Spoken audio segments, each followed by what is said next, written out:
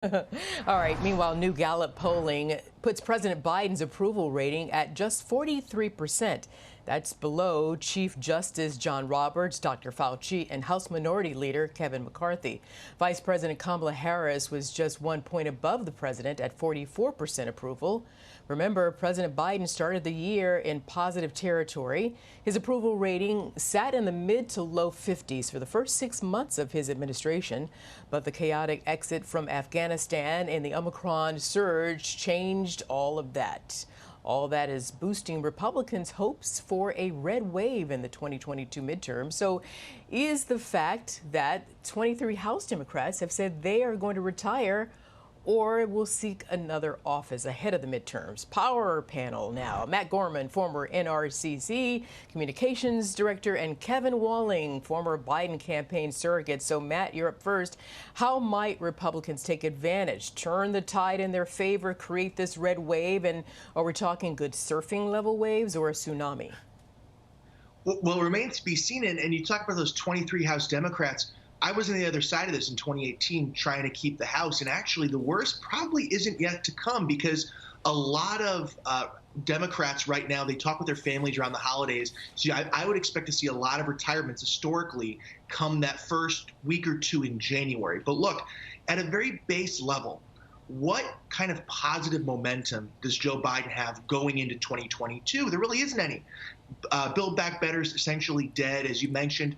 Even though he promised to shut down the virus, COVID's out of control, inflation. And I just read this morning, gas is projected to hit $4 a gallon come Memorial Day. So what's the positive rationale? There really isn't any for electing more Democrats in 2022. So, Matt, I'm going to get to you in a second, Kevin, but Matt, let me stick with you. So you're just basically saying all the Republicans should do and sit back and enjoy the ride. They don't have to be proactive in any way, is what you're suggesting. Just let everything, kind of fall by the wayside on the other side. Is that what you're saying? No, I think we need to keep the focus on kitchen table issues. I mean, Glenn Youngkin proved it. It was very successful out in Virginia. Talk about gas prices, talk about inflation, and I think more generally, talk about how Biden and his administration are acting as their bystanders, not leading or shaping events, just simply reacting to them. All right, Kevin, you're up. I'll let you react to what Matt said, but a specific question for you.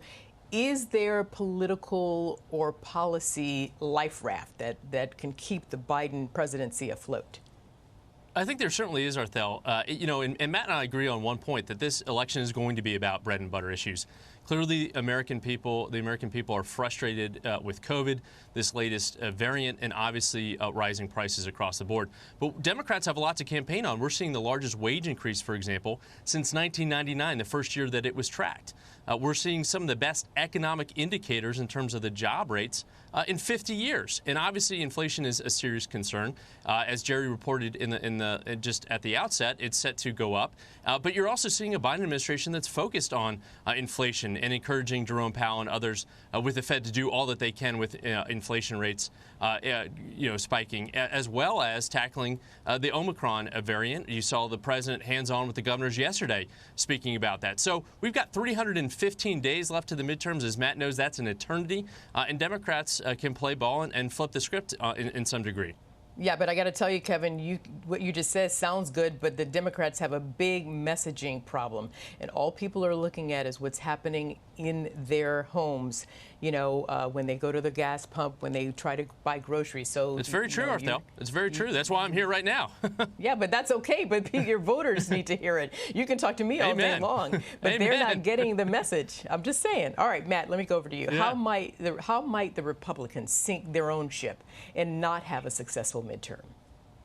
I think, again, if we take our focus off of what matters most, I mean, to Kevin's point, while wages may be going up, inflation's going up higher. And the best way to not add to inflation is to stop spending money we don't have, like the $2 or $3 trillion they wanted to pass with that Build Back Better plan. And Biden said yesterday, oh, there's not a federal government solution to COVID. It's actually governors' problem. He said for years now. Well, that President Trump also said that too. The former president said that too. That he left it up to the governors in the beginning. So maybe that's what President Biden's following that. But Biden campaigned that he would be the adult in the room and shut down the virus. That's partly why he won. And now he's shirking responsibility. All right, Kevin, let me give you the last word since I started with Matt. Yeah, sure. So to Matt's point, the president convened that panel with the governors yesterday. You saw Governor Hutchinson, Republican of Arkansas, praising the president and the federal government's response. It's going to be a joint effort between the federal government and the state government to tackle this variant. And again, there's a lot of time left, 315 days before that midterms. Arthel, to your point, Democrats just got to do a better job of messaging for sure. All right. Well, that's it for now, Matt and Kevin. And for now, I say happy holidays, happy New Year. And I think, Matt, you get the best background for today. He does. Thank you. That's a great tree. It's very cozy. All right, guys. Thank you so much. Take care.